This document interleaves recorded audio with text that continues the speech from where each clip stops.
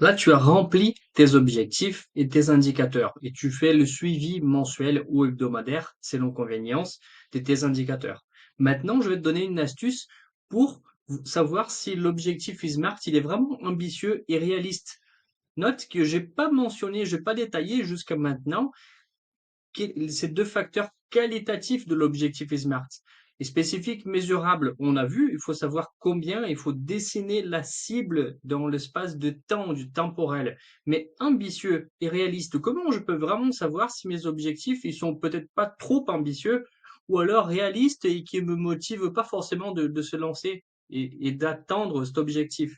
Et la réponse, ou encore l'astuce, c'est dans une pièce, comme ça. Elle va symboliser ici la statistique. Et je créais à la main, je fais un peu comme ça, une pièce rouge et vert. Donc en fait, notre indicateur, nous avons vu qu'on peut voir et on peut remplir en rouge et vert, si c'est dans l'objectif ou pas, dans la cible intermédiaire.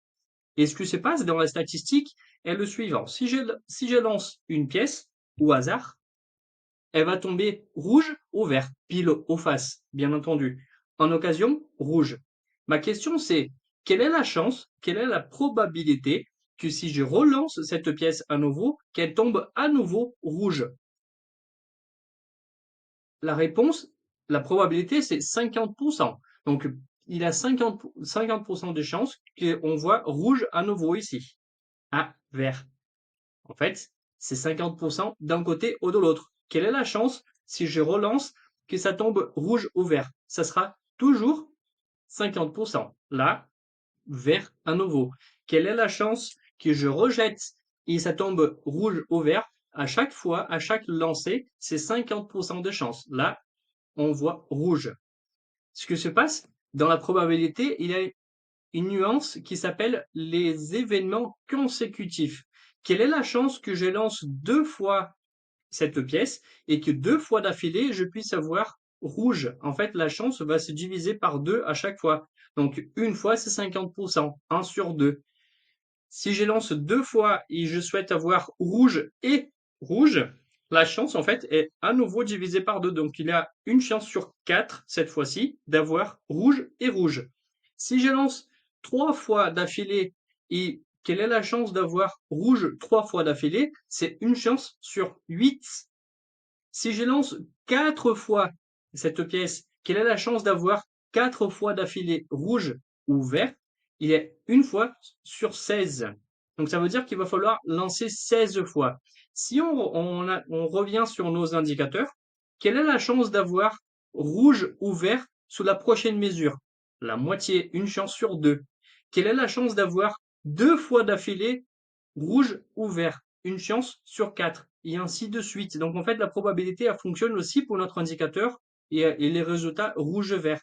Ça veut dire dans la pratique que si vous constatez plus que trois fois d'affilée le même résultat, la même couleur, soit rouge ou vert, c'est un indice très fort que vous êtes soit trop ambitieux, si c'est tout le temps rouge, rouge, rouge, rouge, rouge, ou alors c'est pas suffisamment ambitieux, entre guillemets, c'est trop réaliste, si c'est tout en vert, vert, vert, vert. À ces concepts dans la statistique et la probabilité, on appelle le concept de la stabilité. Qu'est-ce que c'est la stabilité? Qu'est-ce que c'est une pièce stable? C'est quelque chose que le résultat attendu est cohérent par rapport au constat. C'est-à-dire que si je jette une fois, ça va donner rouge. La fois d'après, vert. Rouge, vert. Rouge, vert. C'est quelque chose de prévisible, c'est quelque chose de stable du point de vue statistique. Au contraire, si le résultat obtenu n'est pas le résultat attendu, ça veut dire que si je jette rouge, si je rejette rouge à nouveau, je jette une troisième fois, rouge encore une fois, si je jette une quatrième, rouge, rouge, rouge, rouge, rouge, en fait, les événements constatés ne sont pas conformes aux événements attendus. Je m'attendais en fait à quoi? Un coup vert, un coup rouge. Donc, ce système, on l'appelle instable. Il n'est pas stable. C'est exactement la même chose que tu dois faire vis-à-vis de tes indicateurs. Si ton indicateur il est stable, ça veut dire que il varie entre rouge et vert. Bravo, tu es sous la bonne direction, la bonne voie. Garde ces concepts. La vie est faite de haut et bas. Dans la pratique, ça se voit et ça se prouve par les statistiques. Dans la réalité, si tu vois qu'il était tout le temps sur vert, je te challenge, je te mets en défi que, en fait, ton objectif, il est pas suffisamment ambitieux. Et en fait, tu cherches davantage quelque chose que tu sais être capable de le faire. Ça te challenge pas. Si ça te défie pas, si ça te challenge pas, forcément ton niveau de motivation va baisser et en fait tu vas lâcher l'affaire parce que c'est pas forcément intéressant. Ça ne donne pas le goût de la victoire, le vrai goût de la victoire. En revanche, si tu as un indicateur qui est tout en rouge, rouge, rouge, rouge, rouge, ben ça veut dire que ton objectif, peut-être qu'il est trop ambitieux. Tu n'arrives, malgré tous tes efforts, tu n'arrives jamais à atteindre la cible intermédiaire. Donc, peut-être qu'il va falloir baisser un peu le niveau d'exigence, viser un peu moins, justement, pour pouvoir atteindre et toujours chercher cette stabilité statistique. C'est normal. Un coup, tu auras un indicateur rouge, le coup d'après, vert, rouge, vert.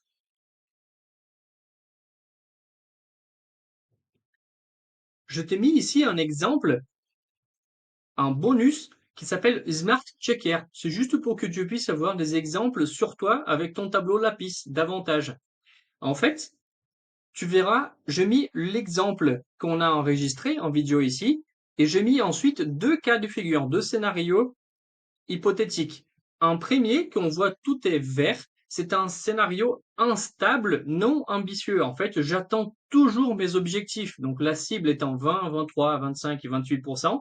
Imaginons que le 4 premiers mois, je suis toujours au-dessus de la cible. Donc en fait, c'est quelque chose de largement réalisable, réaliste pour moi. Donc ça me challenge pas nécessairement, j'arrive à le faire entre guillemets sans beaucoup d'efforts. Et donc je valorise pas en fait mes efforts. Qu'est-ce qu'il faut faire dans la pratique? Dès que tu constates que la quatrième mesure d'affilée est de la même couleur, tu dois réviser ton objectif, soit à la hausse ou à la baisse. À la hausse, au cas où c'est 4 fois d'affilée en vert, à la baisse, au cas où c'est 4 fois d'affilée en rouge. L'autre exemple ici, de un stable trop ambitieux, notez que j'ai commencé avec un objectif au vert, 20% pour un objectif donné, une cible intermédiaire donnée de 20%, et ensuite, là, j'avançais au fur et à mesure de 3 prochains mois rouge. Quand je détecte au 5e mois, donc ma quatrième mesure rouge d'affilée, ah, attention, alerte, peut-être que mon objectif, il est trop ambitieux et donc j'arrive pas, même pas à atteindre les cibles intermédiaires. Donc ça sera pas à la fin, potentiellement ou statistiquement, que je vais atteindre mon objectif. Thiago, d'où vient 3, 4, 5 fois d'affilée la couleur? Tu peux être plus ou moins conservateur en fonction de nombre de mesures consécutives de la même couleur. Je m'explique. Quand on a lancé la pièce, ici, on a parlé de une fois sur deux que la chance, c'est rouge-vert. Une fois sur quatre, que ça tombe rouge et rouge, ou vert et vert. Une fois sur 8, quand je lance 3 fois. Une fois sur 16, quand je lance 4 fois. Comme nous sommes dans un espace des temps, comme nous mesurons 12 morceaux de notre objectif, selon la proposition que je vous fais ici, en fait, il est pertinent de savoir que à la quatrième mesure, c'est-à-dire que une fois sur 16, que la prochaine soit de la couleur opposée, une fois sur 16, ça veut dire que sur un horizon de 12 mois, ça sera déjà trop tard. Donc j'ai intérêt en fait de réagir et de mesurer et de redéfinir l'objectif tout de suite pour que je puisse être sûr ou avoir une certitude que l'objectif il est vraiment ambitieux et réaliste. Sinon, je le pourrai détecter que dans 16 fois que je vais relancer ma pièce.